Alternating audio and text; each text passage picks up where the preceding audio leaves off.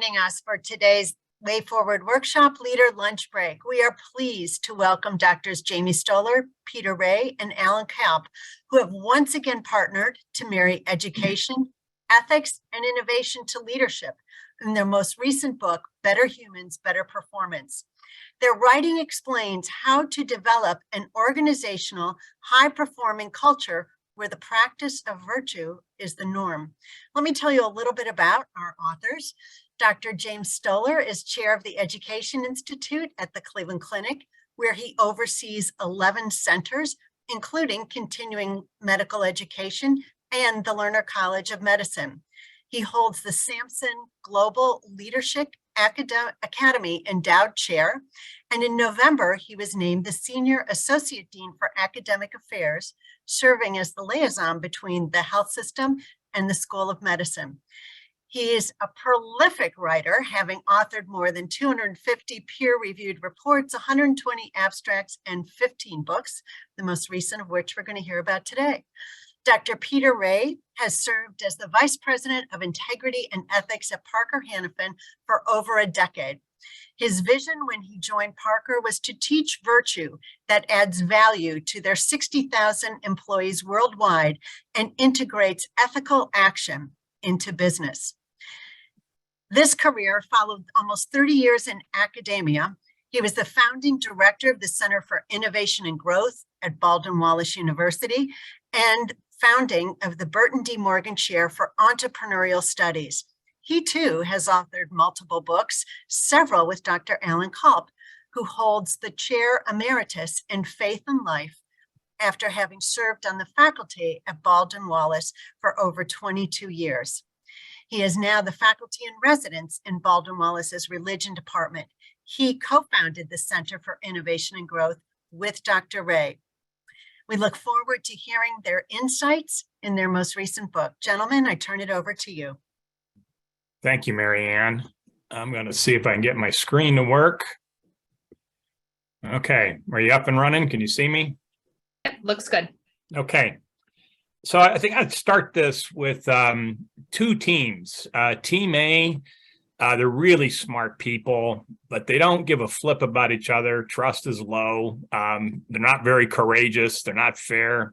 They're not wise. They're not disciplined, and they're full of despair. But they're really smart. And Team B, reasonably smart, but boy, they care about each other. They trust each other. They're courageous. They're fair. They're wise. They're disciplined, and they're hopeful. So the layup in this is, which team do we want to work for? I mean, it's kind of a duh question that it's pretty simple what we would want. And if it requires any kind of evidence, it's almost like, well, we'll put you in Team A and we'll hope that self-discovery will reveal which way we want to go. So it's self-evident in a lot of ways that these virtues are valuable and they're old as dirt, but it turns out they're hard to practice, especially under stress and pressure and adversity. And it's really hard to practice these virtues with people who don't plan to return the favor. So it kind of starts with me getting centered on who do I want to be as a leader. And I think the case we want to make is the virtues aren't this nice, quaint word. They're actually a must-have, not a nice-to-have, because there is overwhelming evidence that they drive higher levels of performance. And at the same time, we want to be clear that there's a knucklehead in all of us so that we practice these virtues with humility. None of us are capable, even the best among us screw up and are incapable of doing these virtues all the time. But the good news is that they're always there and they're available to us, especially during hard times when they're needed the most. So what we're going to do between the three of us is kind of lay out, well, what are these virtues? Alan's going to get us started on that. Why would we even worry about them, the business case on this, and then how would you practice it? And the three of us have obviously got very different backgrounds. We probably need a good joke of what happens when a business leader, a physician, and a humanist get together and have a beer, what gets created out of that. And these several books, it seems to be what happens. So our point in sharing this is not a sector issue. This is a human issue. And so anybody who's human, these ideas we think are relevant. So I'm going to just turn it over to Alan to get us started about what are these virtues. And so Alan, if you could give us a kickstart, and Jamie, you jump in at any point.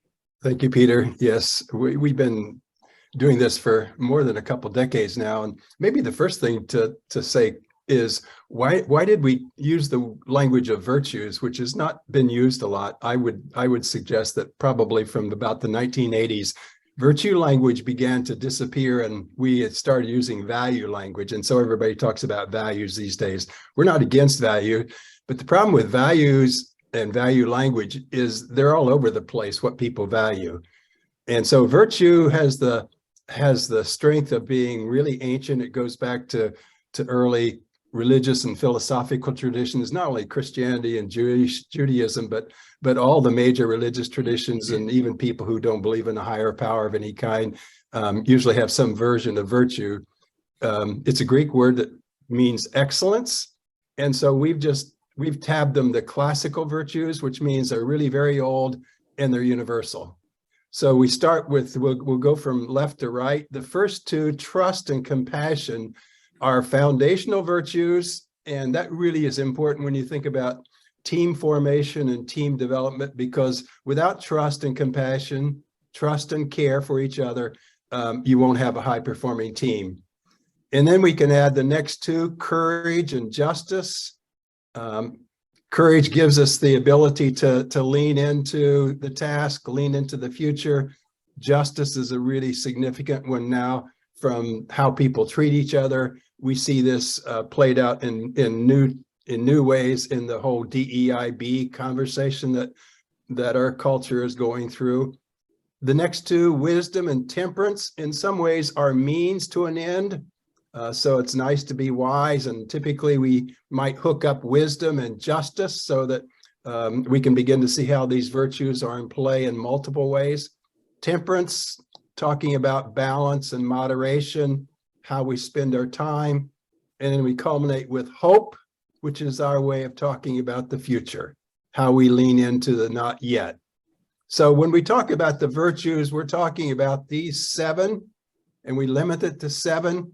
And when you put the virtues together, then you can talk about integrity or character as a combination of all the virtues together. I might draft off of Peter's comment about, a doctor, a humanist, and a professor getting together. All kidding aside, one of the premises we'd offer is that these are generalizable concepts among very different sectors.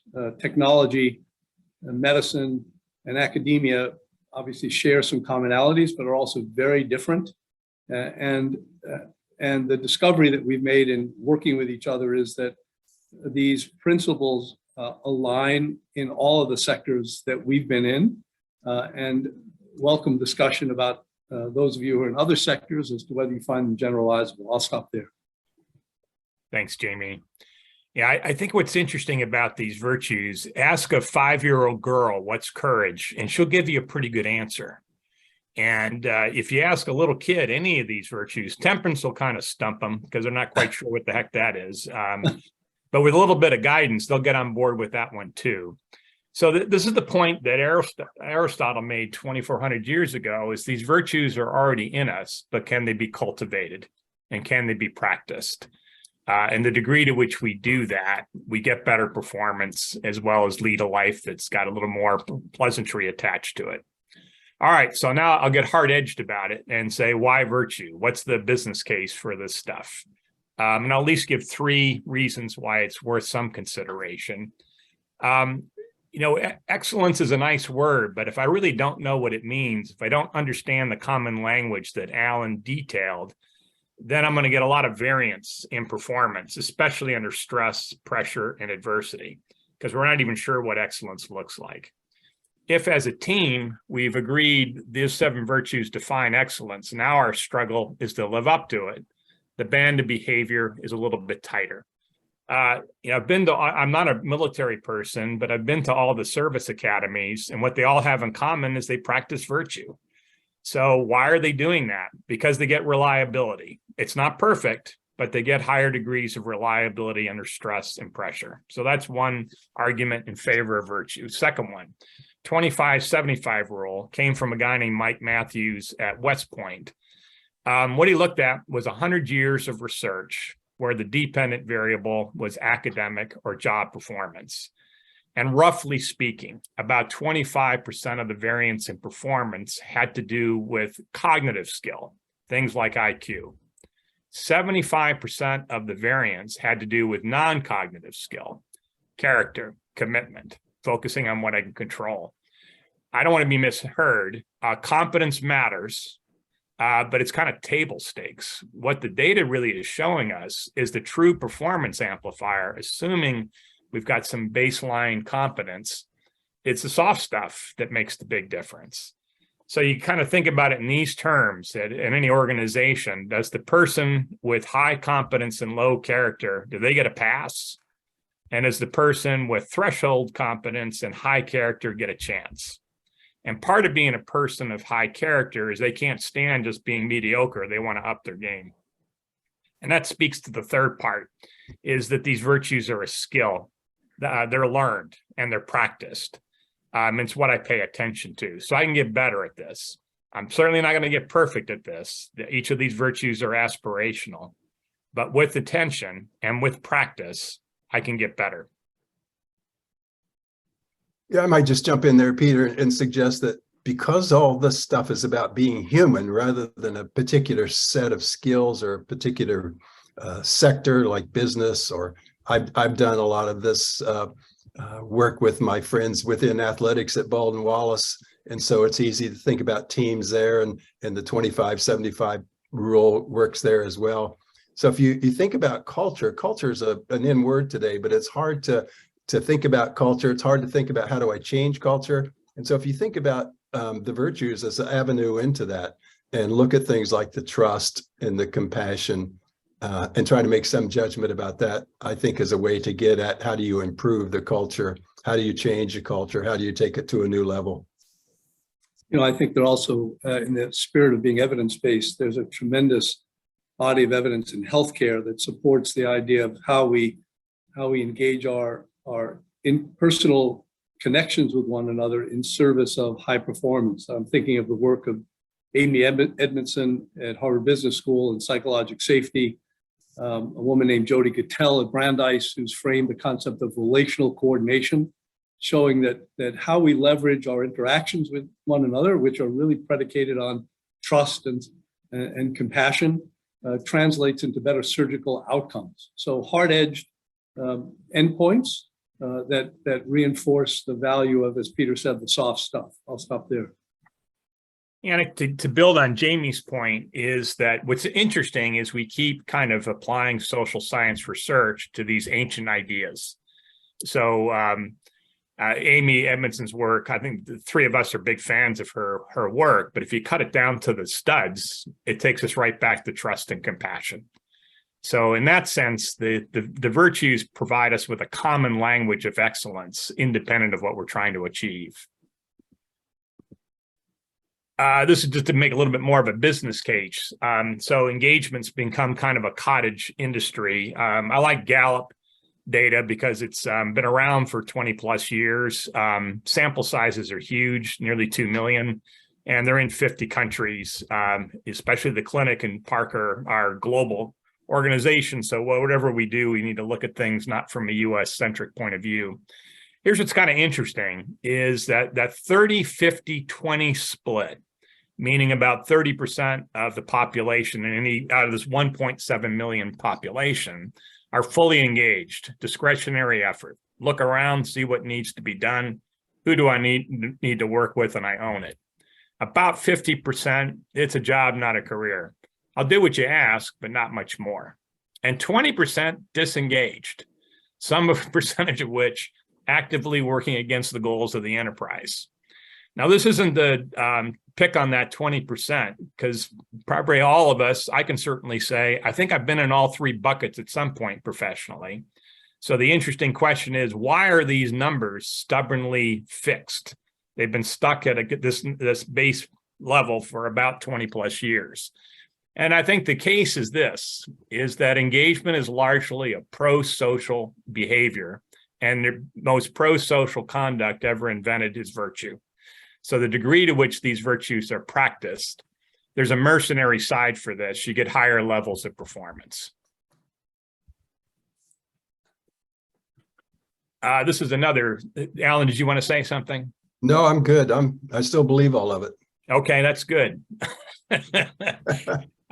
This is another interesting study. Again, I'm kind of constantly looking for studies that are global and not US centric. And this is a study done by Gallup. They asked the question, why do people follow leaders? So this wasn't the question, why do you want to be a leader? This is, why the heck do I want to follow you? And 16 countries in the sample. The ones I can remember were China, Germany, UK, US, Brazil. So incredible range. And then they replicated the study 5 years later. No difference by nationality, no difference by time. That what followers were saying they wanted from their leaders, 3 of the 4 were virtues. They want to be able to trust their leader. They want to have confidence that the leader cared about them, and they wanted hope. Now, the tricky bugger is stability, that every one of us wants stability. The truth is, I can't offer or guarantee stability in this crazy marketplace. The only stability I can offer is how will we treat each other. Now, the mercenary side of this is the more that these virtues are present, the byproduct is higher levels of performance. And that's a punchline we kept bumping into with all the work that we've done with one another, is the so-called soft stuff actually drives higher levels of results. Yeah, I think that's important. You can summarize it, Peter, by saying, well, what we can achieve is stability in relationship, and that can help us cope creatively with the instability or the complexity of the environment. Exactly. Jamie, you see this all the time at the clinic. We do. And I'm anticipating questions. I know Lisa put a question in the chat about, do we have experience seeing this in play? And again, from a Cleveland Clinic perspective, some of you may be aware of a process that we engage in called the annual professional review, an annual conversation between every member of the staff, the faculty, and his or her respective leader with regard to goals for the year ahead. So these conversations, in which we spend a tremendous amount of time, are all leveraged by the personal relationships that we have, which are ideally predicated on trust and compassion. So that's where the rubber hits the road, if you will. This is a very labor and time intensive process in which we believe heartily at the organization. We spend a lot of time in the process. And so it comes down to interactions between people predicated on trust and service of higher performance. So I would respond to your question, Lisa, that way. Yeah, let me follow up now with Jamie and then ask the next basic question: how do we practice virtue? And we've put here the 2 ways, push and pull. Some of you may know the work of John Hagel. He, among others, do work with this. The push thing is, how do I get someone to practice virtue? And that typically doesn't go too well. Forcing, coercion. What we would hope is you pull, you invite people in, you lure them in. And what we're looking for when we talk about virtue as a choice is, how do we get somebody to choose it, which introduces a couple really key things to choosing virtue. And then the more important question is, how do I make virtue into a habit? So the 2 words that I would introduce here are intentionality and motivation, 2 really big words. So if it's a choice, how can I intend to choose it, to become more compassionate, to do justice better? So the first choice is married to intentionality, which is really a word about my will. I want to, I intend to. And then you put that into motivation, and how do I have the energy and the wherewithal to do it enough times over time so that it becomes a habit. We know that habits are hard to change. Willpower is overestimated. We're really very clear that we become what we practice. So what we do, what we practice is key. We know that there are really 3 components of a habit: the cue, the routine, and the reward. So if we see compassion as a goal, something we want to intend, we're looking for cues that enable us to choose that, to intend it, if you will. And then if we're trying to change a habit, what we do is to change our routine. Plato talked about, he uses a Greek phrase since he wrote in Greek, akrasia, which means lack of self-control or weakness. And so one of the things that we explore in habit changing is what prevents us, what stops us from doing that. And maybe I can flip it over to Peter now that he can deal a little more fully with that. Yeah, so to what Jamie and Alan are saying, what we know about high performance, if you think about virtue here meaning excellence, the science of human performance over here, and there's an overlap. If we're going to sum up, what have we learned? It's when we get better at who we are by practicing virtue, we get better at what we do.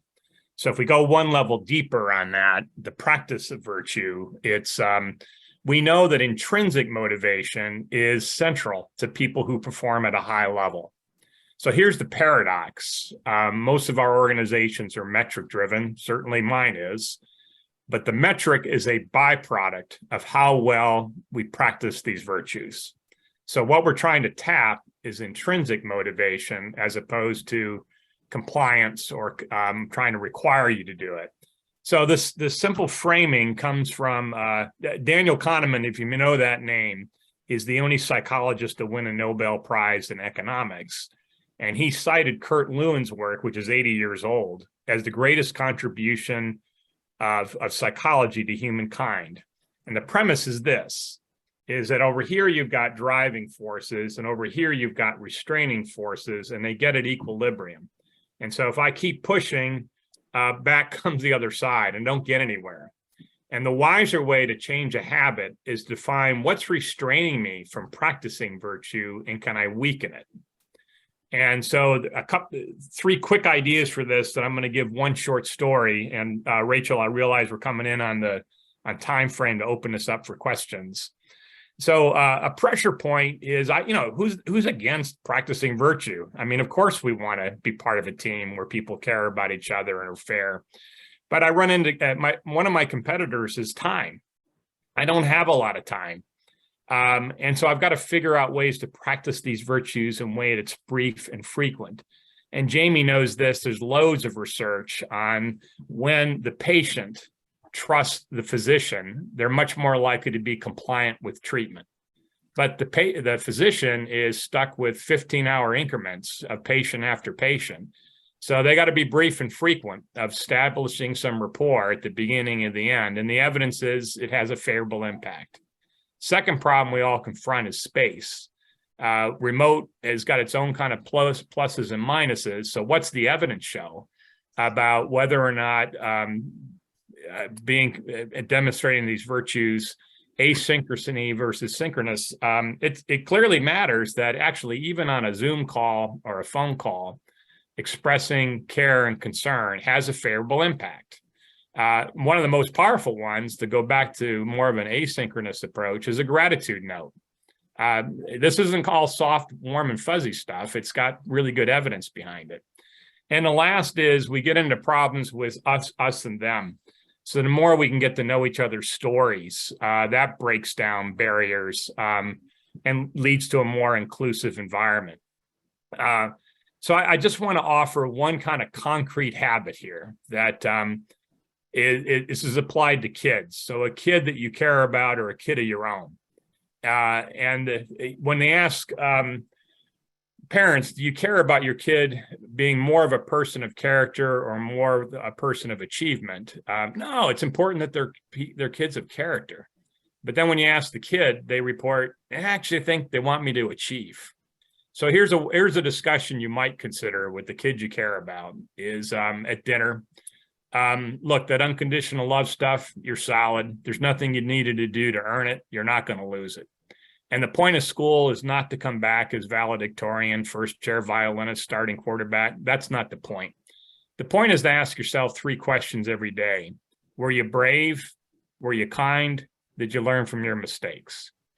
And, first time the kid might hear it and kind of roll their eyes, but after a while they tend to get into it. And of course they start to push us. Well, when were you brave? When were you kind? When did you learn from mistakes? And that's a way in which a habit starts to get created within a family. And that's the way a habit can start to get created with a team. So these are the takeaways. Then let's just open it up for questions. Rachel or Jamie and Alan, if you have any parting shots. Our argument is this: the soft methods generate hard results. And it turns out the soft stuff is hard, but the evidence is really clear. If we get the soft stuff right, the virtues, we're going to get the kind of performance that we're all interested in. A reminder that the word virtue means excellence, a reminder that engagement's about pro-social behavior, and the most pro-social behavior ever invented is virtue. And a 25-75 rule from a mercenary point of view, that's where the action is. The more we can practice this individually as a team, we get better results. Jamie and Alan, any parting shots before we open it up for questions? No, I want to hear the questions. Yes, please. Rachel, we'll turn it over to you. Great. Thank you all so much. So we've had a few questions come in, and let's start with wondering how ego impacts these virtues. Yeah, the smart ass in me says your ego is not your amigo. That I was going to say badly. yeah, that's the tough nut with this is our ego is going to get in the way. So the best way to practice virtue is with humility. Yeah, I think it was Harry Truman that said, it's amazing how much work we can get done if nobody cares who gets the credit. And you know, I think embedded in that are the virtues, embedded in that statement. Yeah. Yeah, I think I would just say one simple way is to think about the virtues in the context of teammates, colleagues, friends, and transform the me into we, and see the virtue as a way to enhance relationships, enhance the playing ability of teammates. So I would, and the way Peter talked about habit, I would try to learn to minimize or marginalize ego by putting it in the context of we rather than saying get rid of it. It's a process. It's a growing process, really. I'll just say one really brief thing here is that the opposite of humility is arrogance, and arrogance isn't just being a pain in the ass, which you clearly are, but it also closes the amount of options I've got available. Humility opens up possibilities. You know, I think the other dimension of this is that these are characteristics of the culture of an organization, right? And speaking again from the lens of having been at the Cleveland Clinic for a long time and practicing medicine here, the mantra that comes directly from the founders is the notion of acting as a unit. And you know, this is an environment in which we actually try to recruit on collegiality, and so, you know, this becomes a selection and a retention criterion that's culturally embedded in the organization, and I think is associated with high performance. Yeah. I mean, maybe one last thing. The question isn't ego or no ego. It's appropriate use and living out of one's ego. So the virtue doesn't mean the ego disappears, but it's aimed towards the good of the other. And so, you know, we think about a strong team. You don't want a team with no ego. You want a team with a robust ego, but one that's well placed. So that's how I would begin to develop it. So Jamie, you just mentioned using from a retention and selection standpoint. So how might you use these principles when interviewing qualified job candidates? Well, I'm sure like all organizations, you know, we often engage in behavior-based interviewing, given the limitations that are embedded in that process. Nonetheless, and we employ this actually at the Lerner College of Medicine, right? Our medical school, as a small tangent, is highly team-based. The learning is in small groups of 8. There are no exams, there are no grades. And so of the 1,687 applicants to the Lerner College, we select 32. And those 32 are selected on criteria and behaviors in the interview process, not necessarily about their MCAT scores or GPA, which are phenomenal, but about their behaviors in a group setting, where we're observing their behaviors around each other, because it is a group. What we're trying to do is escape from the traditional process in medical training, which is training gladiators that then have to unfreeze those behaviors in Kurt Lewin's language later on. We're trying to instill in our medical students from day one the notion of being team-based and therefore practicing the virtues. And we do it behaviorally, to answer your question, Rach.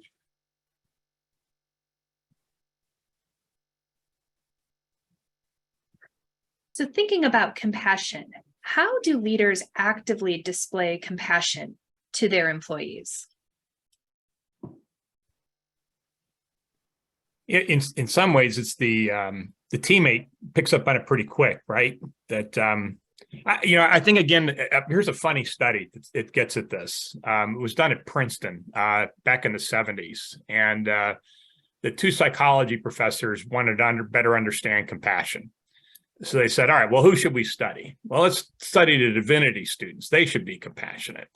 So what they did is they threw all the divinity students in a building and said, okay, we want you to do a sermon on the Good Samaritan.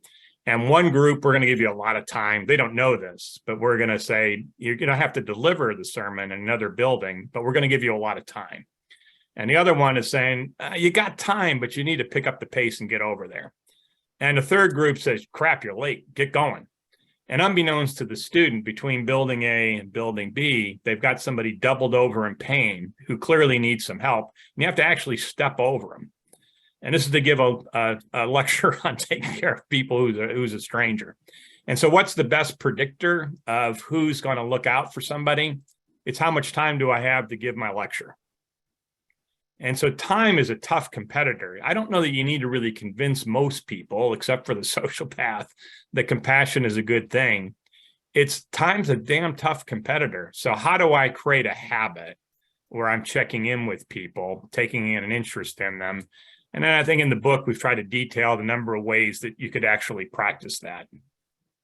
I'll offer a concrete example. Mentioned it in this forum before. At the very beginning of the pandemic, you can imagine as a lung doctor, the level of stress that my colleagues and I experienced, actually all healthcare providers. And it was a time of great financial uncertainty. We were converting our health education campus into a hospital, as you may remember. And very early on, actually in March of 2020, within days of the WHO declaring a pandemic, our CEO, Tom Mihaljevic, announced the entire organization in the face of tremendous financial uncertainty that the commitment was made that no one would be furloughed and no one would be laid off, and that we were going to go through this as a team. And actually, the institution abided by that commitment and engagement, as you can imagine. That was an act of compassion, because in addition to the stress of being in a pandemic, people were stressed around employment. There were many examples locally and nationally of healthcare institutions not abiding by that approach. And it has played very well. So there's a very concrete example. I'm sure that underpinning Tom's notion was, how do I demonstrate compassion at a time when we need these virtues to navigate a very, very uncertain circumstance? I'll stop there. When I think about compassion, sometimes I think people feel like it's a big weighty word. It's kind of a Mother Teresa word, and I'm not in that category. I see compassion as the virtue, and there's a continuum. If you want the daily sort of routine version of compassion, it's care. People just care about each other and they take care of each other. That's what compassion looks like, I think, for most people, most days, is, oh yeah, I care about you and you care about me. And again, if that's in place relationally, just think about the boost that gives the team. And if you think about it in a business context, the efficiency that allows us. I don't have to worry about if Peter and Jamie care about me. It's in the sense locked in insofar as you can lock something in relationally. So if compassion feels like a word that you got to suffer for somebody, think about care as the beginning part of compassion, and that makes it really doable. In fact, I would hope a lot of people care about me in the ongoingness of life. I just want to add kind of the business case for it. There was an interesting study done at Google. It's called, interestingly enough, Project Aristotle. And the dependent variable wasn't whether you were happy with your team or any of that. It was pretty hard edge stuff of what were the growth rates the margins, on time, on budget. The single best predictor that supports what Jamie and Alan have just said is how people treat each other is a better predictor of performance than who's on the team. So knowing that we only have control over our own actions, how do we work in team environments to help others embrace virtues and begin embedding this into our cultures? So when a moron leaves your life, don't worry, another will be provided. That's one way to think about it. The teamwork part, Rachel, to the question, of course, is spot on. Most of us need to function in teams, and typically we're going to win or lose based on the quality of teamwork. We wrote a whole chapter on teamwork for just that point. Is the degree to which a team is embracing these virtues as a language, as a practice. There's actually loads and loads of evidence that shows if the dependent variable is performance, not satisfaction or happiness, performance. Practicing these ideas will up your game, or the flip. If you want to see a team that's struggling, do the opposite of virtue and you get crap performance. We have a principle in clinical medicine called naming the emotion, right? And gets to what Peter was alluding to in terms of a common vocabulary. So when teams, for example, and leaders talk about their behaviors and call themselves out on behaving in ways that are consistent with the intention of being virtuous, that provides a vocabulary for the team and introduces itself into the language, into the culture. One thing that Peter and Alan and I talk about is culture is like a garden, right? It will grow one way or the other. It will either grow sort of with a bunch of weeds, or through intentionality, it will grow like a beautiful English garden. And so the idea of introducing a vocabulary that, as Peter said, we all recognize, we just need language to frame it, that when teams talk about the virtues, that starts to change the environment. Peter can speak in volumes about how the Navy SEALs, arguably the toughest humans on the planet, talk about their performance through the lens of virtues. So I'll stop there. Yeah, I would just remind us that the team is really a collection of individuals. I really do think there's a key role leaders play in this in terms of embodying the virtues, and then being clear that this is part of the cultural expectation. And then what you do is reward the people who are acting virtuously. And I think that's the kind of thing. And leaders are not necessarily those with the title or role. I like to talk about the real leaders on, say, the women's basketball team. I think our coach was on, is really the women who are at the end of the bench who are never going to get to play. What kind of leaders are they? What kind of cultural difference do they make? And if they can be the embodiment of virtue, then we've got a really good thing going. And Rach, I just want to add one quick piece on this. Is I think it's fair to assume that most of us don't know how to operate on a team, as assuming that I'm just going to put you in a team and it's all going to work out. And every team struggles with, how will I accelerate trust? And there's a number of ways that can be practiced. I'll just offer one. It's a team user manual. And I actually learned this, to Jamie's point, from a retired Navy SEAL. And the idea is I get a user manual with my car, but I don't get a user manual with my teammates. And so each teammate answers about 8 questions about, how do I earn a gold star from you? What royally ticks you off? If I'm going to deliver bad news to you, what's the best way to do it? What's your greatest strengths that we can leverage? And then I get a 1-page summary that Jamie is telling me that you want to get the best out of me, pal? This is how you do it.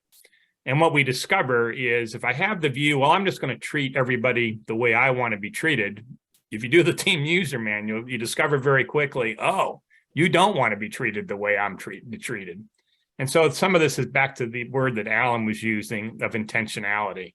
And those are ways to accelerate the trust. It also seems, and we've had a few folks comment on this, that the embracing of empathy is an incredible part of this process. So how might leaders learn to enhance their skills around empathy and bring that into the environment as well?